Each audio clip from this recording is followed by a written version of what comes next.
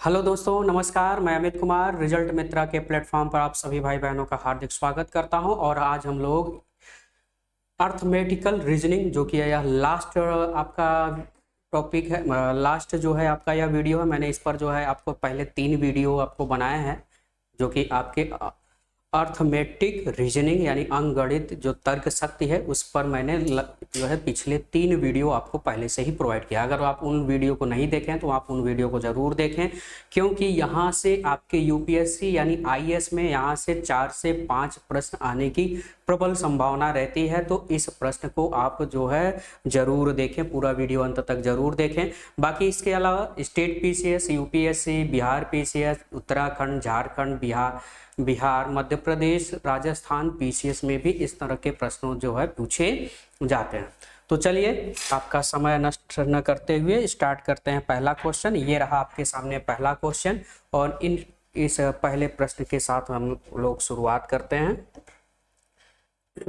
तो ये रहा आपके सामने पहला प्रश्न। तो सभी लोग ध्यान से पूर्वक देखें। पहले प्रश्न में कि केले के पहले गुच्छे में दूसरे गुच्छे से 1/4 केले अधिक होते हैं। यदि पहले गुच्छे की तुलना में दूसरे गुच्छे में 3 केले कम हैं, तो पहले गुच्छे में केलों की संख्या पूछी जा रही है कि पहले केले में कुल कितने जो है केलों की संख्या कुल कितनी है, यह पूछा जा रहा है। ठीक है। तो अगर देखें कि पहले गुच्छे में दूसरे गुच्छे से, तो दूसरे गुच्छे में नहीं पता, जो नहीं पता है आपको बस वही सपोज कर लेना है। ठीक है। तो हम मान लेते हैं कि दूसरे गुच्छे में जो केलों की संख्या है, केलों की जो संख्या है वो x है। तो इसका मतलब पहले वाले गुच्छे में कितना हो जाएगा? तो पहले गुच्छे में कितना हो जाएगा? पहले गुच्छे में केलों की संख्या की अगर हम बात करें, तो पहले गुच्छे में केलों की संख्या दूसरे गुच्छे से 1/4 अधिक है, यानी यक्स प्लस किसका 1/4? दूसरे गुच्छे में जो केले हैं उसका 1/4 यक्स। ठीक है, यानी यक्स इंटू 1/4। ठीक है। तो दूसरे गुच्छे में जितने केले हैं उसका 1/4 अधिक है। अधिक का मतलब जो हम क्या करेंगे, उसमें जोड़ देंगे जो दूसरे गुच्छे में है। यानी टोटल यहाँ पर कुल कितना हो जाएगा? तो ये हो जाएगा आपका 4, यानी 4 × 4 x और 1 x कितना हो जाएगा? 5x/4। यानी पहले गुच्छे में केलों की संख्या कुल कितनी हो जाएगी? 5x/4। और यहाँ पे कह रहा है कि यदि पहले गुच्छे की तुलना में दूसरे गुच्छे में 3 केले कम है, मतलब दोनों का अंतर, पहले गुच्छे में जितने केले हैं दूसरे गुच्छे में जितने केले हैं, दोनों का अंतर कितना है? बस केवल 3 केले का अंतर है। तो पहले गुच्छे में केलों की संख्या अधिक है क्योंकि दूसरे गुच्छे से ज्यादा है इसमें। तो अंतर हम निकाल लेंगे, 5x/4 - x बराबर अंतर कुल कितना है? 3 का अंतर है। तो इसका इधर मल्टीप्लाई हो जाएगा, तो ये 5x - 4 का इधर मल्टीप्लाई हो गया, तो 4x बटे टोटल हो गया 4 बराबर 3। तो ये हो गया 5x यानी x/4 बराबर 3। ठीक है, 3। अब 4 का मल्टीप्लाई हो जाएगा तो x बराबर कितने हो जाएंगे? 12। तो x बराबर 12 हो गए। किसमें? x किसको हमने सपोज किया था? दूसरे गुच्छे में केलों की संख्या 12 है, लेकिन पहले गुच्छे में पूछ रहा है कि पहले गुच्छे में कुल केलों की संख्या कितनी है। तो पहले गुच्छे में अगर हम केलों की संख्या अगर देखें, तो पहले गुच्छे में केलों की संख्या कुल कितनी है? तो 5x, सॉरी गाइस, x की वैल्यू कितनी है? तो x की वैल्यू 12/4, 4×3 12, ये हो गया 5×3 15। तो पहले गुच्छे में केलों की टोटल जो संख्या है वह कुल कितनी है? तो यहाँ पर कुल 15 केले हैं। कुल कितने केले हैं? 15 केले, यानी हमारा डी वाला आंसर यहाँ पर करेक्ट हो जाएगा। बात समझ में आ गई? बहुत ही सरल प्रश्न था, कुछ इसमें दम नहीं था, लेकिन बस आपको चीजों को आपको समझना होगा, क्योंकि इसी तरह से प्रश्न आपको एग्जाम में पूछे जाएंगे। चलिए अगला प्रश्न देखिए। उस संख्या का पता लगाएं जो खुद में 13 बार जोड़ने के बाद 112 देता है। एक बार ट्राई करिए सभी लोग फटाफट। तो सभी लोग एक बार ट्राई करिए कि इस प्रश्न को आप कैसे कर सकते हैं, इसका आंसर क्या होगा। चलिए, कह रहा है कि उस संख्या का पता लगाएं। तो हम मान लेते हैं वह संख्या क्या है, x है। कह रहा है कि इस यक्ष में 13 बार उसी को जोड़ेंगे, 13 बार उसी संख्या को जोड़ेंगे। तो इसका मतलब यह है कि 13 बार उसी संख्या को जोड़ेंगे तो यक्ष कितनी बार जोड़ेंगे, 13 बार। इसके अलावा तो क्या हो जाएगा, 13 यक्ष हो जाएगा। और यह कुल कितने के बराबर है, 112। ये हो जाएगा 13 यक्ष और यक्ष 14 यक्ष बराबर 112। ये बात समझ में आ गई कि नहीं आई। कह रहा है कि हमने सपोज कर लिया संख्या यक्ष। अब उस संख्या को कह रहा है कि उस संख्या में हम उसको उसी से 13 बार जोड़ दें, उसी को 13 बार जोड़ दें। तो 13 बार जोड़ेंगे, यक्ष यक्ष यक्ष यक्ष यक्ष कितनी बार, 13 बार। तो 13 बार का मतलब 13 यक्ष। किस में, यक्ष में जोड़ना है, बराबर 112। तो x बराबर 112 बटे 8, सॉरी 14, 14 अट्ठे 112। तो यक्ष का मान कितना आ गया, 8। यानी वह संख्या कितनी है, वह संख्या है 8। 8 को अगर आप ये जोड़ेंगे 13 बार, 8 में 8 को 13 बार जोड़ेंगे तो 112 आ जाएगा आपका आंसर। क्लियर है, बहुत ही सरल प्रश्न था यह। चलिए अगला प्रश्न देखिए, यह भी मजेदार प्रश्न है। कह रहा है शहर यक्ष से बस शुरू होती है, बस में महिलाओं की संख्या पुरुषों की संख्या से आधी है, पुरुषों की संख्या से आधी है। ठीक है, अगर हम महिलाओं की संख्या मान लेते हैं कि उस बस में महिलाओं की जो संख्या है उस बस में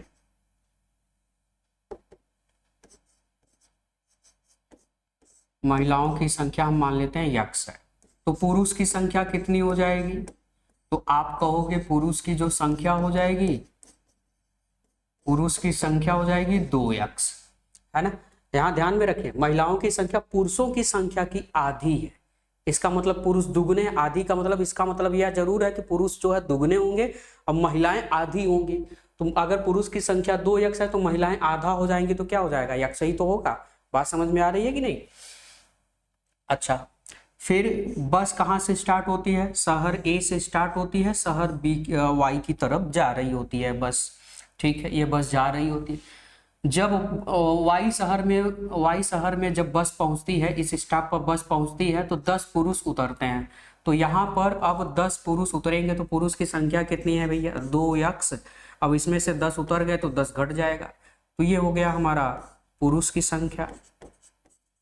10 उतर गए, 10 उतरते हैं और 5 महिलाएं चढ़ती हैं। तो 5 महिलाएं चढ़ती हैं, महिलाओं की संख्या कुल कितनी है। जब वाई स्टॉप पर पहुंचते हैं तो महिलाओं की संख्या यहाँ पर x प्लस क्या हो जाएगा, महिलाएं तो उतरती नहीं है, केवल चढ़ती हैं, तो x चढ़ेंगे तो 5 और बढ़ जाएंगे।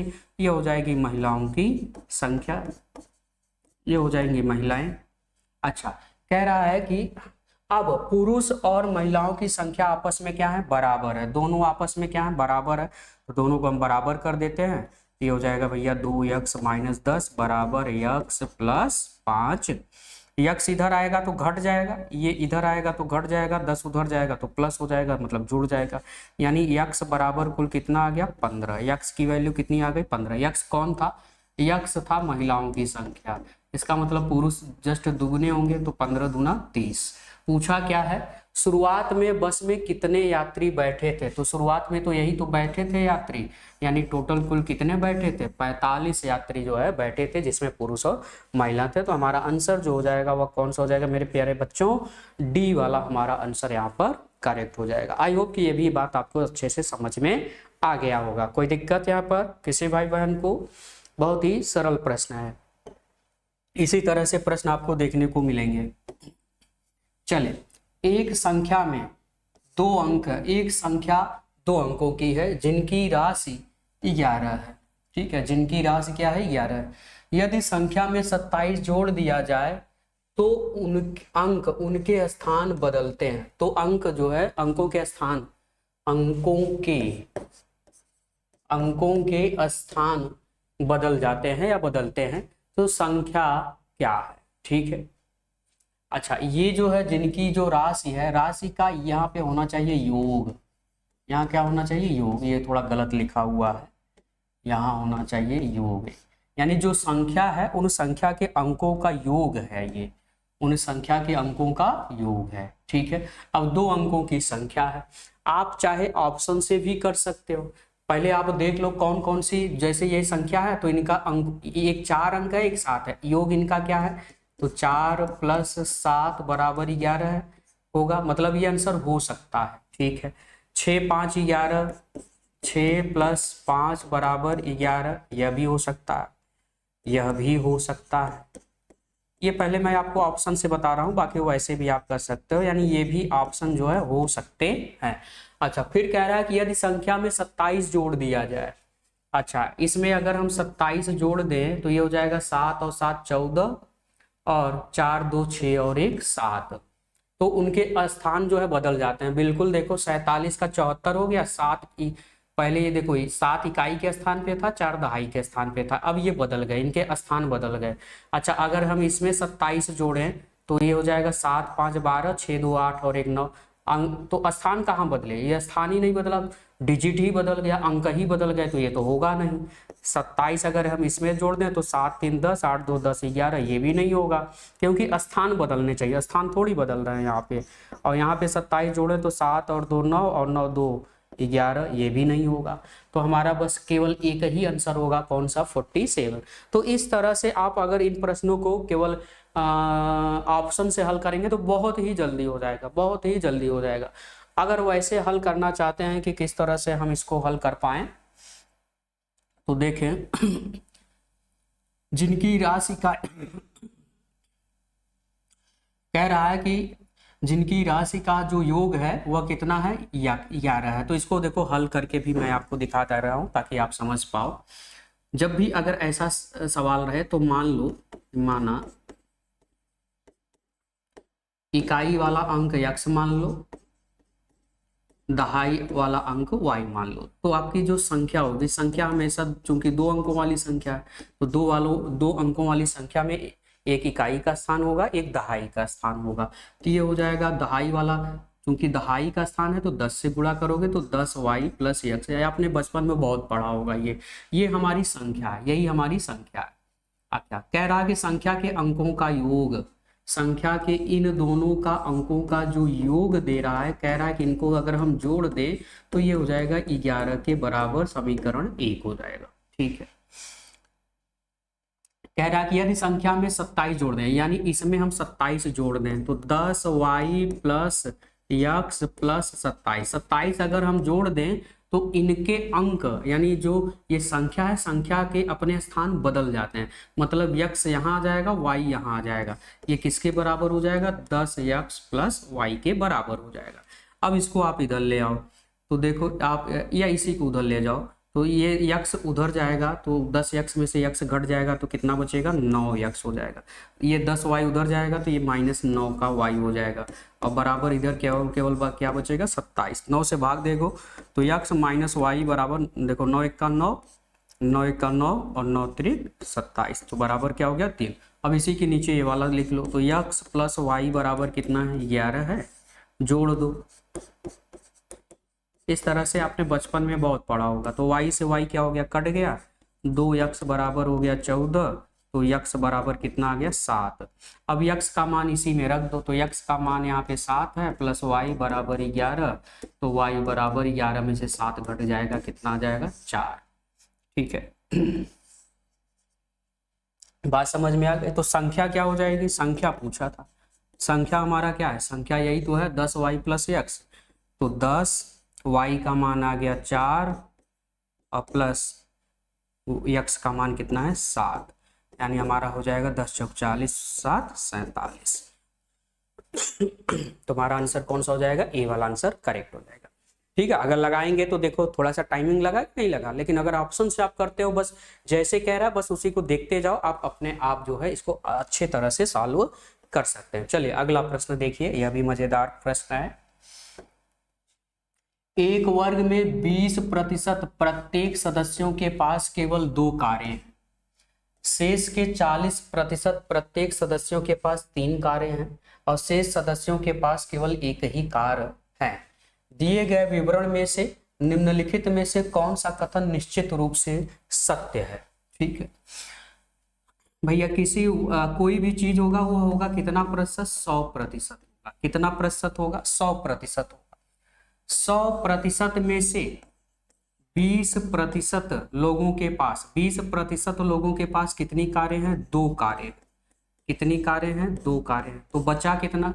तो शेष जो बचेगा वह कितना बचेगा? तो आप कहोगे भैया शेष बचेगा 80%। शेष कितना बचेगा? 80%। 20% निकल गया। 20% के पास जो है 2 कारें हैं, ठीक है, शेष 80% बचा। अब ये इस 80% में से, यानी शेष के 40, शेष का 40%, तो इसका 40% निकाल लो। तो इसका जब आप 40% निकालोगे तो आप लिखोगे 80 × 40% का मतलब 40/100। तो 0 से 0 कट गया, 8 चौक 32। ये 32% ऐसे लोग हैं। 80 का 40% निकालेंगे, शेष का, शेष मतलब कितना बचा? शेष 80% बचा, और उसका 40% निकालोगे तो 32% आ जाएगा। 32% लोगों के पास कितनी कारें हैं? 3 कारें हैं। कितनी कारें हैं? 3 कारें। अच्छा, 80 में से 32 निकल गया, 80 में से 32 निकल गया तो बचा कितना? तो 10 में से 2 निकल गया। अगर इस, ठीक है, अब 80 में से जो शेष बचा, 80 में से जो शेष बचा, तो 10 में से 2 निकल गया 8, और यहाँ बचा 7 में से 3 निकल गया 4, 48%। अब इस 48%, यानी ये शेष बचा 48, शेष सदस्यों के पास केवल एक ही कारें हैं। मतलब शेष कितने बचे? 48% बचे। तो 48% सदस्यों के पास कुल केवल एक ही कार है, यानी हमारा कौन सा आंसर हो जाएगा? बी वाला आंसर हमारा यहाँ पर करेक्ट हो जाएगा। बात समझ में आ गई? ठीक है, हमने मान लिया भाई कुल 100% होगा, 100% में से 20%, चूंकि प्रतिशत की बात हो रही, तो जब भी प्रतिशत की बात होगी तो हमेशा 100% में से होगा, और 100% में से 20% के पास 2 कारें हैं। अच्छा, तो 20% निकल गया तो बचा 80%। 80% में से कह रहा है कि शेष में से 40%, यानी 80 का 40% यानी 32% के पास 3 कारें हैं। अच्छा, अब 80 में से 32 निकल गया तो बचा 48, तो 48% के जो शेष बचे हैं उनके पास केवल 1 कारें हैं, यानी हमारा जो आंसर हो जाएगा वह बी वाला आंसर यहाँ पर करेक्ट हो जाएगा। चलिए अगला प्रश्न देखिए, यह भी प्रश्न अच्छा है। कह रहा है कि प्रश्न 6 और 7, यहाँ से 2 प्रश्न पूछे गए हैं। इन प्रश्नों का उत्तर देकर जानकारी पढ़ें। 7 खंबे A B C D E F G इस तरह से लगाए गए हैं कि अगले 2 खंभों के बीच की जो दूरी है 1 मीटर दूरी कम हो जाती है, यानी जैसे जैसे आगे बढ़ता है 1 मीटर कम होता चला जाता है। पहले 2 खंभे ए और बी के बीच की दूरी, यानी 7 खंभे हैं भाई, 7 खंभे हैं, A B C D E F और जी, ये 7 खंभे हैं। इन 7 खंभों में कह रहा है पहले 2 खंभों में बीच की दूरी कितनी है, यानी इनके और इनके बीच की जो दूरी है वह 10 मीटर है। फिर 1-1 मीटर कह रहा है घटता जाता, तो इसका मतलब इनके बीच में 9 मीटर होगा। 1-1 मीटर घटता जाता है, इसके बीच में 8 मीटर होगा, इनके बीच में 7 मीटर होगा, इनके बीच में 6 मीटर की डिस्टेंस होगी, और इनके बीच में 5 मीटर की डिस्टेंस होगी। अच्छा, पूछा क्या जा रहा है? तो पूछा जा रहा है कि पहले खंबे ए, यानी ये वाला खंभा, और जी यानी लास्ट वाला खंभा के बीच की दूरी क्या है? तो भाई जोड़ लो, 10 यानी सबको आपको जोड़ना है, तो यहीं से जोड़ दो। 10 9 19, 9 8 17 27, 7 34, 34 और 6 40 और 5 45, यानी यहां से लेकर के यहां तक की दूरी कुल कितनी है भैया? तो 45 मीटर की डिस्टेंस है। कुल कितने मीटर की डिस्टेंस है? तो 45 मीटर की यहाँ पर टोटल डिस्टेंस हो जाएगा। तो हमारा आंसर कौन सा हो जाएगा? बी वाला आंसर करेक्ट हो जाएगा। क्लियर है? चलो, अब इसी से लगा हुआ एक दूसरा प्रश्न, यदि एक बंदर खंभे जी से खंभे सी तक कूदता है, खंभे जी से सी तक, आओ देखें, खंभे जी से सी तक, तो खंभा जी ये है, कूदता है मतलब इधर कूदता है, कहाँ तक कूदता है? सी तक कूदता है। ठीक है, सी तक कूदता है तो बीच की क्या पूछे, दूरी पूछा है कि उनके बीच की दूरी कितनी है। तो यहाँ से यहाँ तक की दूरी मतलब 8 7 15, 15 5 20 6 26, यानी 26 मीटर जो है वह कूदता है। कितना कूदता है? 26 मीटर वह कूदता है। इस बात समझ में आ गई? तो बहुत ही सरल प्रश्न था। इसी तरह से आपको प्रश्न आगे देखने को मिलेंगे। चलिए अगला प्रश्न देखिए। अगला भी प्रश्न जो है मजेदार है। बाल दिवस के अवसर पर स्कूल में 175 बच्चों के बीच मिठाई समान रूप से वितरित की गई। 175 बच्चों के बीच, ठीक है। वास्तव में बाल दिवस पर 35 बच्चे अनुपस्थित थे, ठीक है। तो बाल दिवस में यानी उस स्कूल में कुल कितने बच्चे थे? 175 बच्चे थे, 175 टोटल थे। लेकिन बाल दिवस के अवसर पर जब बाल दिवस आया तो 35 बच्चे स्कूल नहीं गए, ठीक है। 35 जो बच्चे हैं, 35 बच्चे क्या थे? अनुपस्थित थे, यानी स्कूल नहीं गए, अनुपस्थित थे। तो 35 घट जाएगा तो 175 में से हम 35 घटा देंगे तो ये हो जाएगा 10, यानी 140। अब 140 बच्चे बचे, अब इन्हीं को मिठाई बटेगी। भैया मिठाई तो 175 को ही मान करके बनाया गया था। किसी स्कूल में जब भी मिठाई बनाई जाएगी तो जितने टोटल होंगे वही भले बाद में बच जाए, बच्चे न जाए। इसलिए प्रत्येक बच्चे को 4 मिठाई अतिरिक्त मिली। पहले जो बच्चों को दिया जाने था, कितनी मिठाई दिया जाना था ये तो पता नहीं है कि प्रत्येक बच्चे को कितनी मिठाई मिलेगी। लेकिन जब 35 बच्चे नहीं गए तो 4 मिठाई अतिरिक्त मिली, 4 मिठाई अतिरिक्त मिली। तो वितरण के लिए कुल कितनी मिठाई उपलब्ध थी? तो हम मान लेते हैं कि कुल मिठाई की संख्या जो थी,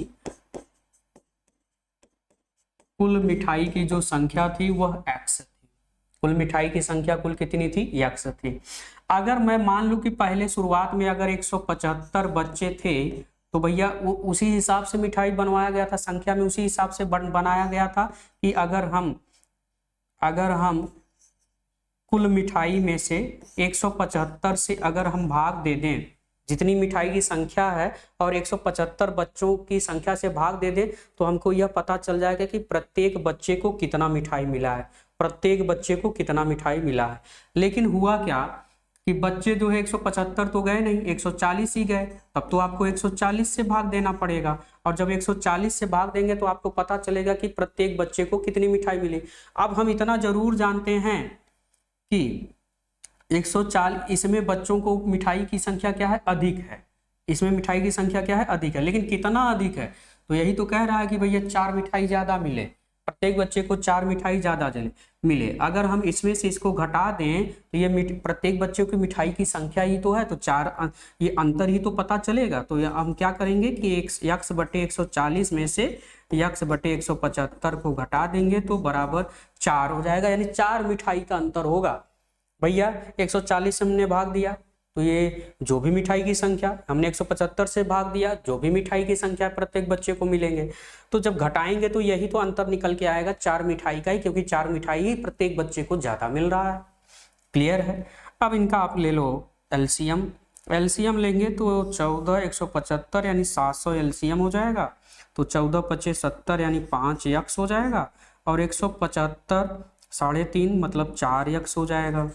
तो 5x में से 4x घट गया तो x बटे 700 बराबर 4। तो x बराबर 7 चौक 28, यानी कुल कितनी मिठाई बनाई गई थी?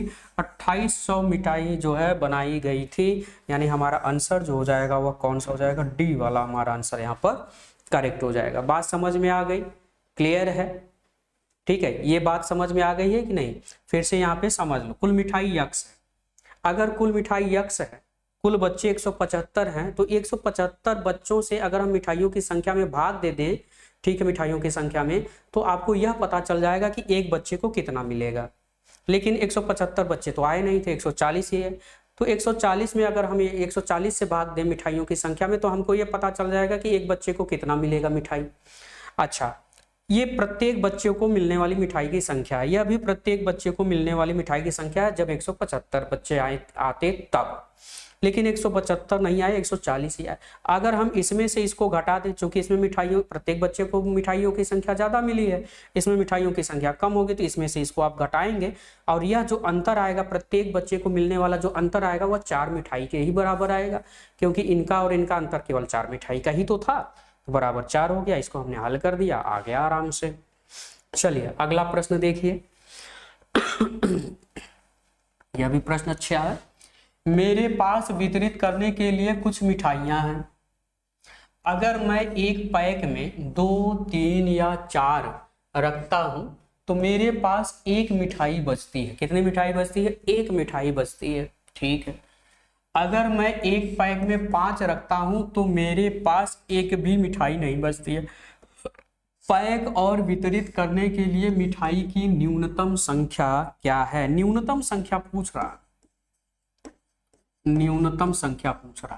कह रहा कि अगर मैं प्रत्येक पैक में, यानी एक पैक में, यानी जो पैकेट है जिसमें मिठाई रखना है, अगर 5-5 मिठाई रखता तब एक भी मिठाई नहीं बचता। अगर 5 मिठाई रखता है तो इसका मतलब यह जरूर है कि यह मिठाइयों की, तो यह जरूर है कि जो मिठाइयों की संख्या होगी वो 5 के गुणक के रूप में होगी, क्योंकि 5-5 मिठाई रखेगा तो एक भी बचना नहीं चाहिए, और नहीं बचेगा तो या तो 5 होगा, 10 होगा, 15 होगा, 25 होगा, 30 होगा, 35 होगा, 40 होगा, इसी के क्रम में होगा। यानी जो मिठाई की संख्या होगी वो 5 का गुणक होना चाहिए। तो ये 5 का गुणक है नहीं, ये 5 का गुणक है नहीं, एक ये है और एक आपका ये है। ठीक है। अच्छा, अगर मैं पैक में 2, 3 या 4 रखता तो मेरे पास एक मिठाई बच जाती। एक मिठाई क्या होती? बच जाती। कब? जब अगर मैं 2 रखता, 3 रखता या फिर 4 रखता। ठीक है। इनका कर लो एलसीएम। इनका एलसीएम लोगे तो कितना जाएगा? 12। क्या जाएगा? 12। अच्छा, अगर हम 12 के आगे वाली संख्या लें, कौन सी? 15। 15 हम इसलिए ले रहे हैं क्योंकि हम 5, अगर प्रत्येक पैक में 5 रखूंगा तो बचना नहीं चाहिए भाई। 12 के आगे 15 ही तो आएगा, जो 5 से कट जाएगा, 5 का गुणक होगा। अच्छा, अगर हम इस क्रम में लेते हैं तो ये जो 12 वाला कॉन्सेप्ट है, कितनी मिठाई बच जाएगी?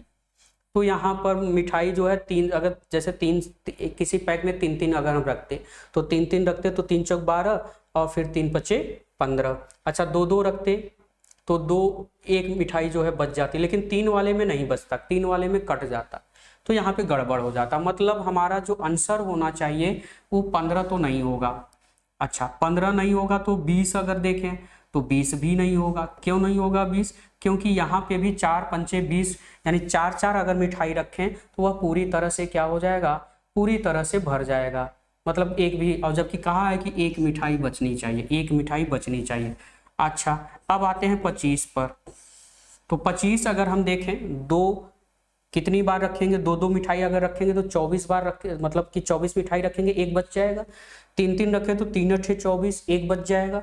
4 रखेंगे तो 4 × 24, एक बच जाएगा। यानी सब में समान बच रहा है, एक एक बच रहा है। यही हमारा आंसर है। तो ए वाला हमारा आंसर राइट हो जाएगा, तो बी वाला यहाँ पर आंसर हमारा कट हो जाएगा। बात समझ में आ गई?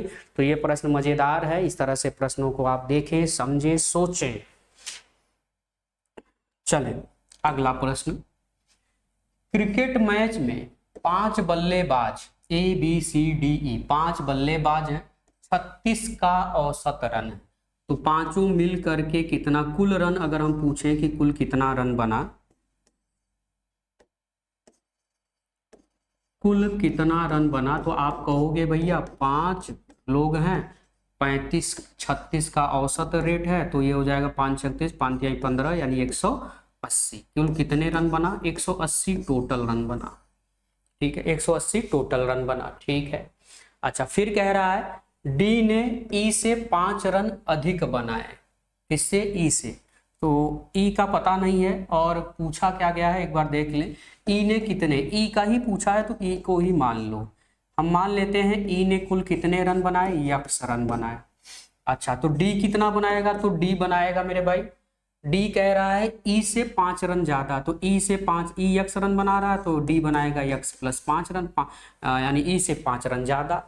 अच्छा, ई ने ए से 8 रन कम बनाए, ई ने ए से 8 रन कम, ए से 8 रन ये कम है, तो इसका मतलब कि ए जो बनाएगा 8 रन कम है। कौन कम है? ई वाला कम है, ए से 8 रन कम है। तो इसका मतलब यह हो गया, ठीक है, 8 रन कम है, तो इसका मतलब कि यह जो है यक्स प्लस कितना हो जाएगा? 8 हो जाएगा। यानी 8 रन कम है, ए से कितना है? 8 रन कम है। तो इसका मतलब मैं कह सकता हूं ई जो है 8 रन ज्यादा बनाएगा ई से, तभी तो कम होगा ना, तभी तो क्या होगा? कम होगा। अच्छा चलो ये हो गया। बी ने उतने ही रन बनाए जितने संयुक्त रूप से डी और ई बनाए। तो बी ने कितने बनाए? डी और ई के बराबर। तो डी और ई, तो डी ये है, ई ये है, यानी दोनों को जोड़ दो। दोनों के जो संयुक्त रन बनाते हैं उन दोनों के योग के बराबर बनाता है, यानी 2x प्लस कितना हो जाएगा? 5 रन हो जाएगा। ठीक है, ठीक है। अच्छा अब बचा यहाँ पे सी। अच्छा तत्व बनाए, बी और सी ने उनके बीच 107 रन बनाए। ठीक है, बी और सी मिल करके, ठीक है, बी और सी मिल करके कितना बनाते हैं? 107 रन। तो सी कितना मिलकर बनाएगा? तो 107 दोनों मिलकर बनाते हैं। तो 107 में से अगर हम बी का घटा दें, बी मतलब ये, अगर हम बी को घटा दें तो ये किसका आ जाएगा? सी का आ जाएगा। ठीक है, ये हमने कर लिया। चलो अब कह रहा है, क्या कह रहा है? कुल रन कितना बना था भैया? कुल रन बना था 180। तो सबको क्या करो? जोड़ दो। तो देखो यक्स यक्स यक्स, एक 1 2 3 और 2 5, ठीक है, ये देखो कट जाएगा। ठीक है, ये क्या हो जाएगा? कैंसिल हो जाएगा। जब जोड़ेंगे तो यहाँ माइनस आ जाएगा, ये कट जाएगा। तो केवल क्या बचा? 3 यक्स बचा। क्या बचा? 3 यक्स प्लस देखो तो 8, देखो यहाँ पर 5 से 5 ये वाला भी क्या हो जाएगा? कैंसिल आउट हो जाएगा, यह भी कैंसिल आउट हो जाएगा। ठीक है, तो यहाँ पर केवल क्या बचेगा? 107 और 8 और 5 13, 13 और 7 120, कितना हो जाएगा? 120 बराबर कुल कितना रन बना है? 180 रन बना है। तो 3 यक्स बराबर हो जाएगा, 120 घट जाएगा उधर तो 60 हो जाएगा। यक्स बराबर ये कितना आ जाएगा? 20 रन। यक्स किसको माने थे? ई को ही तो माना था, और ई का ही पूछा था कि ई ने कितना रन बनाया है। तो ई ने, मेरे प्यारे भाइयों, 20 रन ई ने बनाया। बात समझ में आ गई? बहुत ही सरल है, कुछ इसमें दम नहीं था। बस देखने से ऐसा लगता है कि बड़ा उलझाऊ है, लेकिन ऐसे प्रश्न बहुत ही सरल होते हैं। तो इन प्रश्नों को आप अभ्यास करेंगे, प्रैक्टिस करेंगे, तभी इन प्रश्नों को आप कर पाएंगे। चलिए, ताश के एक खेल में एक खिलाड़ी के पास 4 सूट के 13 पत्ते हैं। सूट का मतलब कलर, जैसे ताश में पत्ते आप देखते हैं, तो ताश में आप जानते हैं कि कुल कितने पत्ते होते हैं? 52 पत्ते होते हैं। कुल कितने होते हैं? 52 पत्ते होते हैं। अब चूंकि अब 4 लोग खेल रहे हैं, तो हर एक लोगों को कितना पत्ता मिलेगा? 13 पत्ता मिलेगा। भाई 13 चौका 52, जैसे ताश के पत्ते 4 लोग बैठ करके खेलते हैं, तो हर लोगों को कितना कितना मिलता है? 13 पत्ते। तो उसी की बात कर रहा है कि किसी एक खिलाड़ी के पास कुल कितने पत्ते आ गए? 13 पत्ते आ गए। अच्छा ठीक है, 13 पत्ते आ गए, जिनमें से 7 काले हैं और 6 लाल हैं। इसमें से 7 क्या हैं? काले हैं। 7 काले हैं और 6 लाल हैं। अच्छा, अब ये जो 7 काले हैं, काले कौन होते हैं? तो काले होते हैं भैया हुकुम। अगर आपने ताश का पत्ता देखा, नहीं देखा तो खरीद लीजिएगा, खेलना नहीं है, जुआ नहीं खेलना है आपको, ठीक है, खरीद लीजिएगा। हुकुम और चिड़ी, हुकुम और चिड़ी के जो पत्ते होते हैं, ठीक है, हुकुम का कुछ इस तरह से सिंबल, जो उल्टा पान होता है ना, उल्टा पान इस तरह से बना होता है हुकुम, और चिड़ी जो है कुछ जैसे वृक्ष की तरह, कुछ इस तरह से बना होता है चिड़ी का पत्ता। और लाल जो होते हैं वो 2 होते हैं। एक तो होता है ईंट का जो रंग होता है वो लाल होता है, ठीक है, और एक होता है पान का, वह भी लाल होता है। तो पान भैया ये हो गया हमारा पान, ठीक है, और ये हो गया ईंट, ठीक है, इस तरह से सिंबल बना होता है। तो ये दोनों ईंट और पान के ये कैसे होते हैं? लाल होते हैं। तो जो खिलाड़ी को मिला है, उस खिलाड़ी को 7 काले मिले, 6 लाल मिले, ठीक है, ये मिल गए। अच्छा फिर क्या कह रहा है? हुकुम की तुलना में ईंट दुगने हैं। ईंट से क्या है? दुगना है। तो हुकुम की तुलना में, तो हुकुम का ही मान लेते हैं कि हुकुम का जो पत्ता है, हुकुम जो है यक्स। तो अगर हुकुम यक्स है तो चीड़ी का पत्ता उसके पास कितना बचेगा भैया? कुल काले कितने हैं? कुल काले जो है 7 हैं। 7 में हुकुम भी होगा, चीड़ी भी होगा। ठीक है, हुकुम के पत्ते हमने मान लिया उसके पास यक्स है, तो चीड़ी के पत्तों की संख्या आप कहोगे ना कि 7 माइनस यक्स होगा, क्योंकि कुल पत्ते तो 7 हैं। 7 में से हुकुम निकालेंगे तो चीड़ी वाले काले बचेंगे, चीड़ी वाले काले होते हैं तो वही बचेंगे। ठीक है, अच्छा अब कह रहा हुकुम की तुलना में ईंट दुगने हैं। तो ईंट क्या है? ईंट की पत्तों की संख्या दुगनी है। किससे? हुकुम से। हुकुम से दुगना है मतलब 2 यक्स है। अच्छा, ईंट की तुलना में पान दुगने हैं। पान की संख्या जो है ईंट से दुगना है, तो इसका दुगना है। दुगना किसका? 2 यक्स का। तो ये कितना हो जाएगा? 4 यक्स।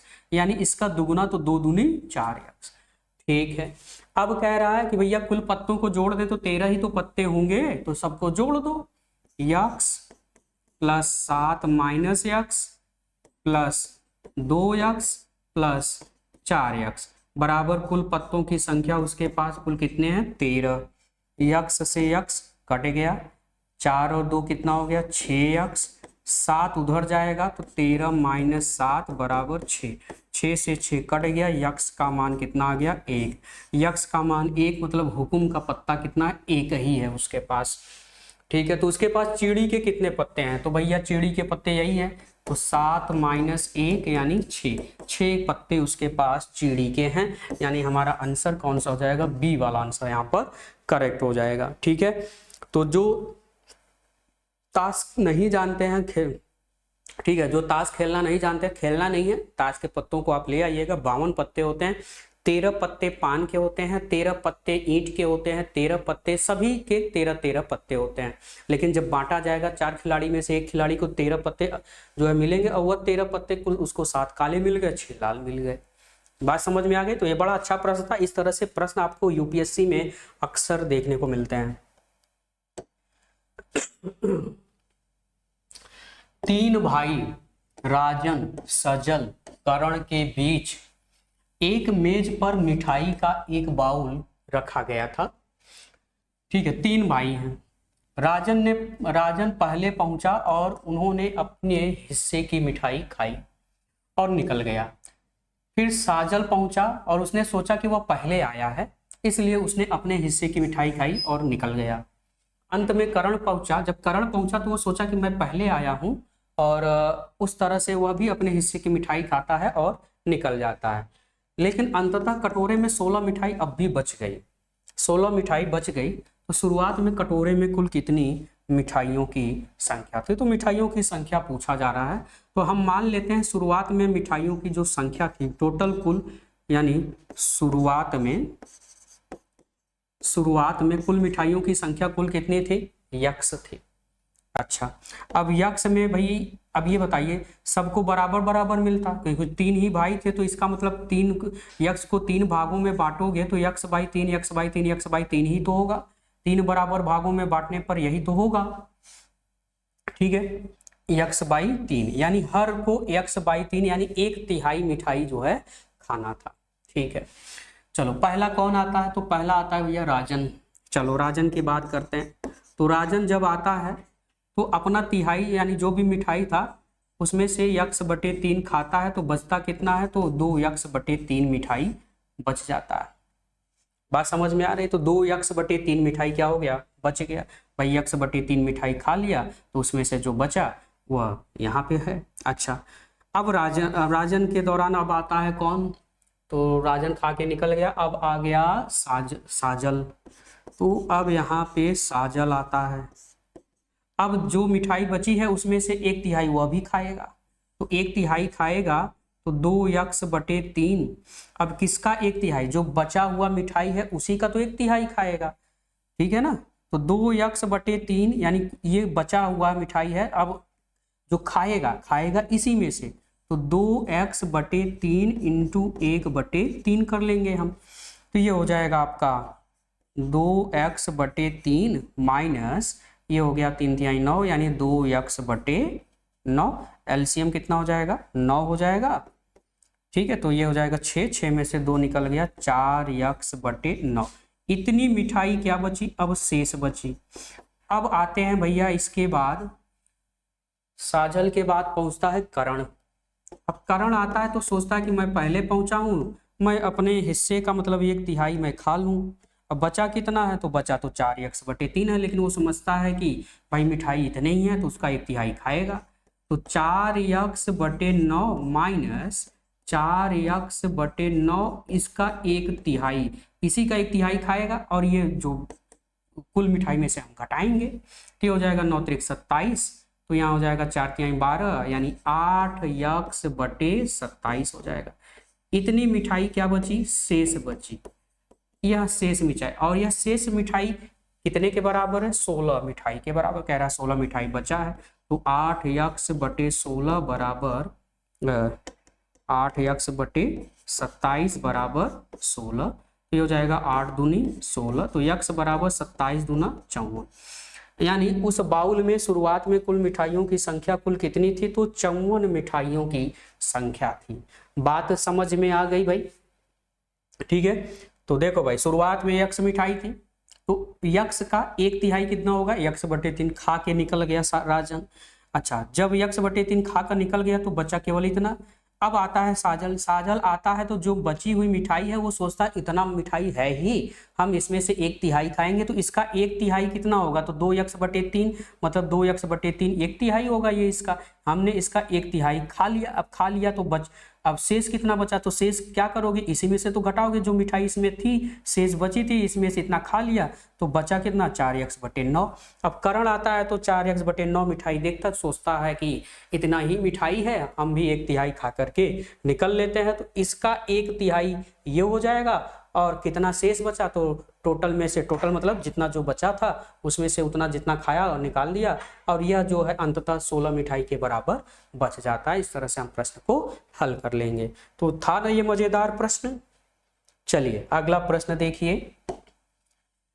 एक अंडा विक्रेता अपने पहले ग्राहक को फोन करता है, अपने पहले ग्राहक को फोन करता है और अपने आधे अंडों के साथ एक आधा अंडा बेचता है, ठीक है, एक आधा अंडा बेचता है। दूसरे ग्राहक को वह बचे हुए अंडों में से आधे अंडों के साथ, यानी जितना अंडा शेष बचा उसमें से आधा और एक और आधा अंडा बेचता है। तीसरे ग्राहक को वह बचे हुए में से आधे अंडों के साथ एक आधा अंडा और बेचता है उसी तरह से। हालांकि इसमें कोई भी अंडा टूटा नहीं है। यदि अंत में विक्रेता के पास 3 अंडे बचे थे तो शुरुआत में बिल्कुल वैसे ही प्रश्न है जैसे कि अभी हमने किया है। हम मान लेते हैं कि शुरुआत में अंडों की संख्या, यानी कुल अंडे कुल कितने थे, तो कुल अंडों की जो संख्या थी, कुल अंडों की संख्या हम मान लेते हैं x है। कुल अंडों की संख्या कुल कितनी है, x है। अच्छा, फिर कह रहा है कि और ये पहले ग्राहक को, पहले ग्राहक, तो पहले ग्राहक को वो क्या करता है कि आधे अंडे, तो आधा अंडा कितना हो जाएगा भैया, आप कहोगे x/2 हो जाएगा। आधा अंडा प्लस एक अंडे का आधा यानी हाफ, एक अंडे का आधा यानी हाफ, इतना अंडा वो ग्राहक को देता है। तो शेष कितना बचेगा, तो शेष बचेगा, आप कहोगे कि x में से इतना घटा दो, तो x माइनस x/2 प्लस 1/2, ठीक है, घटा देंगे तो ये घटाने पर ये आ जाएगा आपका, देखो ये घटाएंगे तो यहाँ माइनस हो जाएगा, या यहाँ पे हम ये हटा दे रहे हैं, समझ रहे हो ना, ये माइनस हो जाएगा तो ये भी माइनस, दोनों माइनस हो जाएंगे, तो x में से x/2 घटाओगे तो x/2 बचेगा और माइनस 1/2 हो जाएगा, ये शेष अंडा बचा।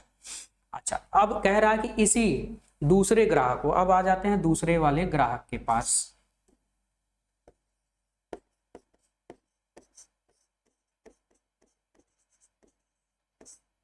दूसरे ग्राहक के पास अगर हम आ जाएं तो दूसरे ग्राहक के पास अब आता है तो कहता है जो शेष अंडा है, शेष अंडे में से वह आधा अंडा, मतलब इसका आधा, तो इसका आधा भाई 1/2 हो जाएगा, इसका आधा करेंगे तो 1/2 यानी x/2 माइनस 1/2 का क्या कर दिया हमने, आधा कर दिया, ठीक है, इसका हमने कर दिया आधा, गुणा कर लो ये, तो हो जाएगा आपका x/4 माइनस 1/4, ये इतना अंडा दूसरे ग्राहक को दे दिया। अब दे दिया तो शेष कितना बचा, तो शेष क्या करोगे भाई, इस जो बचा है, ये जो शेष बचा था इसमें से इसको घटाओगे क्योंकि इसी में से दे रहा है।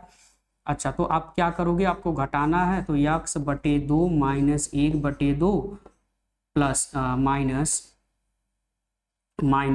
x/4, और यहाँ ये माइनस है तो माइनस माइनस क्या हो जाएगा, प्लस का 1/4। तो x/2 और x/4 ये इसको अगर आप सॉल्व करोगे तो ये हो जाएगा आपका, यहाँ पे मैं लिख दे रहा हूँ, तो जो शेष अंडा बचा दूसरे ग्राहक को देने के बाद तो x/4, ठीक है, और ये हो जाएगा आपका 1/4 माइनस 1/2, ठीक है, तो ये हो जाएगा आपका -1/4, कितना हो जाएगा, -1/4। तो इतना अंडा जो है आपका क्या हो गया, बच गया, ठीक है, इतना अंडा आपका बच गया।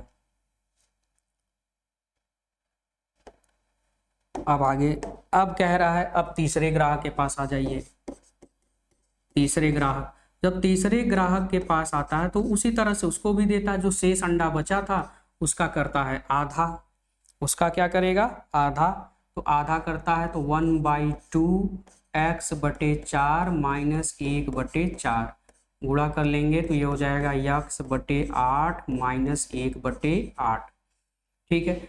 अब शेष कितना बचा, तो आप कहोगे भैया शेष क्या होगा, ये जिसमें से दिया था उसमें से इतना घटा दो, तो x/4 माइनस 1/4, इतने अंडे में से इतना अंडा आपको घटाना है, तो ये हो जाएगा -x/8, और ये माइनस माइनस का हो जाएगा +1/8। तो अब ये हो गया आपका x/8 माइनस 1/8, ये आपका इतना शेष बचा।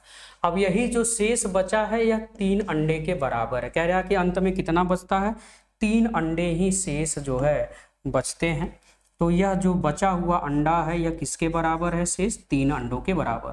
तो ये हो जाएगा, देखो एलसीएम भाई इनका 8 ही होगा, 8 से गुणा हो जाएगा तो 8 3 कितना हो जाएगा, 24 बराबर x-1, तो x बराबर 1 इधर आ जाएगा तो कितना हो जाएगा, 25 हो जाएगा, कितना हो जाएगा, 25 हो जाएगा।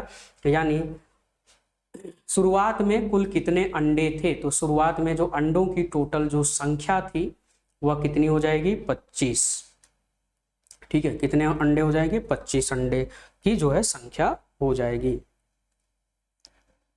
ठीक है। तो यहाँ पर आप देख लें सब यहाँ पर सही है, तो x माइनस, ठीक है, 1 माइनस 1/2 हो जाएगा, ठीक है, सही है। तो 25 अंडे जो है शुरुआत में थी, तो यहाँ पे हमारा जो आंसर हो जाएगा, ठीक है, तो ये हो जाएगा, ठीक है, एक बार फिर से चेक कर लें, आंसर इसमें ऑप्शन में नहीं है तो मतलब इनमें से कोई नहीं होना चाहिए, फिर भी एक बार चेक कर लें। तो x/2 x/4 यानी एलसीएम 2x माइनस, ठीक है, सही है, यहाँ हो जाएगा 2 दूनी 4, और यहाँ पे माइनस माइनस क्या हो गया, प्लस हो गया, ठीक है, प्लस हो गया, तो यहाँ पे आ जाएगा आपका, सही है, ठीक है, इसको हम घटा देंगे, इसमें से घटाएंगे तो ये क्या हो जाएगा, प्लस हो जाएगा, यहाँ पे माइनस ही रहेगा, ठीक है, 25 अंडे। तो हमारा आंसर क्या हो जाएगा, डी वाला आंसर यहाँ पर करेक्ट हो जाएगा, इनमें से कोई भी ऑप्शन में नहीं है। चलिए अगला प्रश्न, रॉबिन कहते हैं यदि जय मुझे 40 रुपए देता है, जय कितने रुपए देता है, 40 रुपए देता है, तो उसके पास अतुल का आधा होगा। जय मुझे 40 रुपए देता है, तो जय अगर देगा तो जय के पास भैया क्या हो जाएगा, जय के पास जो है 40 रुपए कम हो जाएंगे, 40 रुपए जय देगा तो 40 रुपए कम हो जाएगा। तो कह रहा है कि जय को अगर 40 रुपए दे देता तो 40 रुपए इसके पास कम हो गया, तो वो उसके पास मतलब जय के पास अतुल का आधा है, किसका है, अतुल का आधा है, यानी अतुल का आधा है, अतुल के पास जितने हैं उसका आधा है, ठीक है। लेकिन अगर अतुल मुझे 40 रुपए देता है, किसे, मुझे मतलब रॉबिन को, ठीक है, तो रॉबिन को 40 रुपए देगा तो रॉबिन के पास r+40 हो जाएगा। अगर वह मुझे 40 रुपए देता है तो हम में से तीनों के पास समान राशि होगी, मतलब कि समान होगी, तो 40 जब ये दे देगा, कौन, अतुल ने मुझे 40 रुपए देता है, तो तीनों के पास, तो अतुल जब 40 देगा तो अतुल के पास जो है ठीक है, हम में से तीनों के पास समान राशि होगी। ठीक है, तो जय का पहले तो हम बात करें जय की। तो जब 40 रुपये ये देता है तो r प्लस 40 हो जाएगा और ये हो जाएगा a माइनस 40। भैया इसके पास 40 घट जाएगा। ठीक है, तो एक ये इक्वेशन आप ये मान लो, एक इक्वेशन ये मान लो। ठीक है ना, अतुल के पास 40 घट जाएगा, इसके पास 40 बढ़ जाएगा, दोनों आपस में क्या हो जाएंगे, बराबर हो जाएंगे। ठीक है, अच्छा 40 रुपए जब ये दे देता है तो जो जय के पास रहता है, जय के पास तीनों के पास समान राशि होगी, हम में से तीनों के पास समान राशि होगी, यानी जय और अतुल ये दोनों आपस में क्या हो जाएंगे, बराबर हो जाएंगे। क्या हो जाएंगे, बराबर हो जाएंगे। ठीक है, तो एक ये बन सकता है, बिल्कुल ठीक है, ये बन गया। चलो पूछा क्या है, राबिन जय और अतुल के बीच में कुल कितनी राशि है, टोटल पूछ रहा है। ठीक है, तो यहाँ पर 2 से मल्टीप्लाई कर देंगे, ये हो जाएगा 2j, जे मतलब जय आप मान लो, और ये हो गया 40 गुना 80 बराबर a मतलब अतुल। ठीक है, तो 2j माइनस 80 बराबर a। अच्छा j और a यहाँ पे भी है, देखो तो a इधर इसको कर लो, तो ये हो जाएगा j, ये इधर आएगा तो प्लस हो जाएगा, प्लस का 40 हो जाएगा बराबर क्या हो जाएगा a।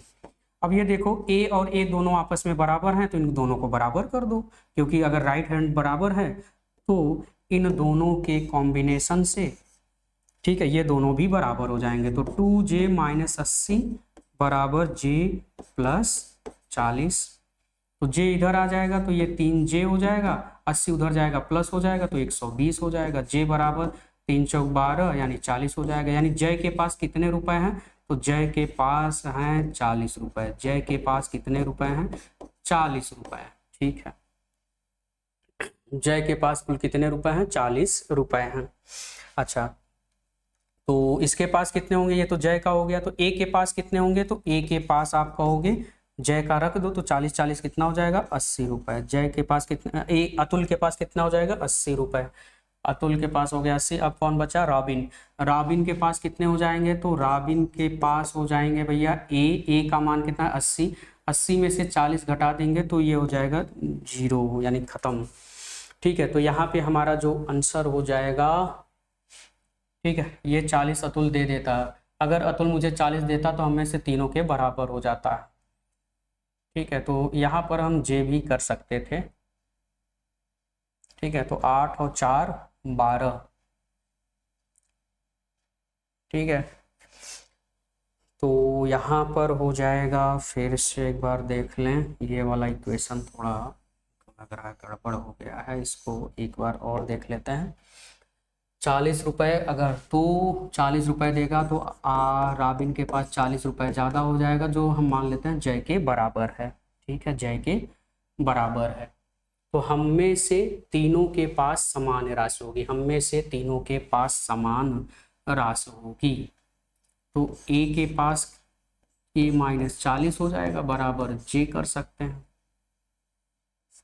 ऐसा कर सकते हैं। तो ये तीनों के पास बराबर होगा, मतलब कि a, ये j और j आपस में क्या है, बराबर है, तो a प्लस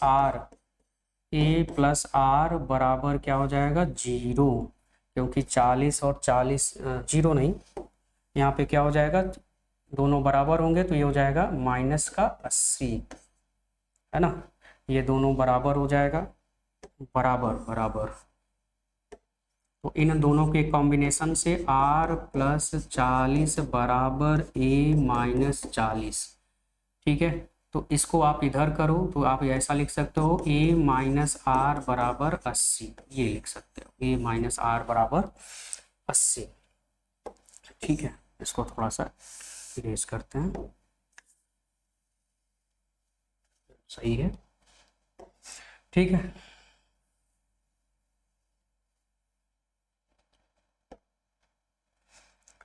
तो ये हो गया a माइनस आर बराबर 80। चलो 2 से इधर हमने मल्टीप्लाई किया था तो 2j माइनस ये हो गया 80 बराबर हो गया a। ठीक है, a हो गया। अब a और j यहाँ पे क्या है, a और j है। ठीक है, तो a और j यहाँ पे भी है, तो तो यहाँ पे हो गया a माइनस जे, यानी a को उधर ले जाओ, ये हो जाएगा j। तो a इस वाले इक्वेशन से क्या हो जाएगा कि 40 उधर ले जाएंगे तो ये हो जाएगा j प्लस 40 बराबर a। तो ये घटा दो, घटाएंगे तो ये कैंसिल हो जाएगा, ये हो जाएगा माइनस का 120 माइनस का 120 और ये हो जाएगा आपका j हो जाएगा, 2j में से j घट जाएगा, j बचेगा बराबर 0। तो j बराबर कितना आ गया 120, j का मान आ गया 120, j का मान आ गया 120 तो रख दो। अब इसी में रख दो आप, j का मान 120 आ गया तो a बराबर कितना आ जाएगा, तो यहाँ से आप देखो j का मान 120 रख दिया, 40 उधर जाएगा, ये हो जाएगा 160, a का मान 160 हो गया। तो j हो गया, a हो गया, अब बचा r, तो r यहाँ से निकाल लो, तो r बराबर क्या हो जाएगा, ये उधर जाएगा, ये 80 इधर आएगा, तो 120 में से a का मान कितना है 160, 80 घट जाएगा तो ये 80 आ जाएगा। तो ये सब का मान आ गया। अब इन तीनों को जोड़ लो, 120 और 80 200 और ये 360, यानी हमारा आंसर कौन सा हो जाएगा, सी वाला आंसर यहाँ पर करेक्ट हो जाएगा। तो इस तरह से आपको इक्वेशन बना के सॉल्व करना है। चलिए अब इस सेशन का सबसे लास्ट प्रश्न ये रहा। एक औरत कहती है यदि आप मेरी उम्र को उल्टा कर देते हो तो अंक मेरे पति की उम्र का प्रतिनिधित्व करता है। वह निश्चित रूप से मेरे उम्र की तुलना में वरिष्ठ है, यानी उसका पति जो है बड़ा है, वरिष्ठ मतलब बड़ा है। हमारी उम्र के बीच का अंतर हमारी राशि का 11वां अंश है। ठीक है, तो औरत की उम्र क्या है।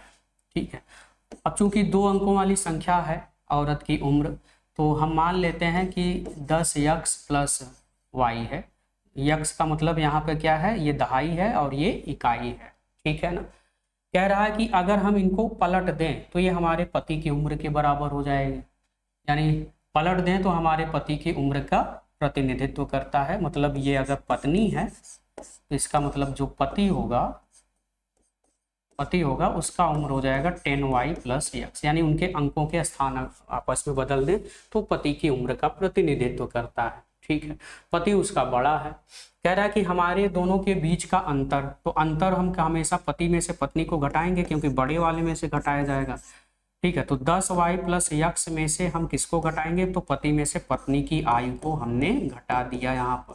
तो कह रहा है कि यह किसके बराबर है, हमारी राशि का मतलब दोनों, हमारी मतलब पति और पत्नी के दोनों की योग का 11वां हिस्सा, 11वां अंश मतलब 1/11 दोनों के योग का। तो 10x प्लस वाई और प्लस 10y प्लस x। ठीक है, अच्छा ये घटाएंगे तो ये हो जाएगा माइनस का 9x और 9y बराबर इधर हो जाएगा आपका 1/11, 11x प्लस 11y। 11 कॉमन लेके इसको कैंसिल आउट कर दो, तो ये 11 से 11 कॉमन लेके हमने काट दिया। यहाँ आपका क्या बचा, तो यह हो गया 9y माइनस 9x बराबर x प्लस y। ये इसको इधर ले आओ, इसको इधर ले आओ, तो ये हो जाएगा आपका 8y, 1y घट जाएगा तो 8y बराबर 10x हो जाएगा। तो 2 चौक 8, 2 पंचे 10, यानी 4y बराबर क्या आ जाएगा 5x आ जाएगा। 4y बराबर क्या आ जाएगा 5x हो जाएगा। ठीक है, ये आ गया, यानी जो अनुपात आया x और y का। ठीक है, तो ये हो जाएगा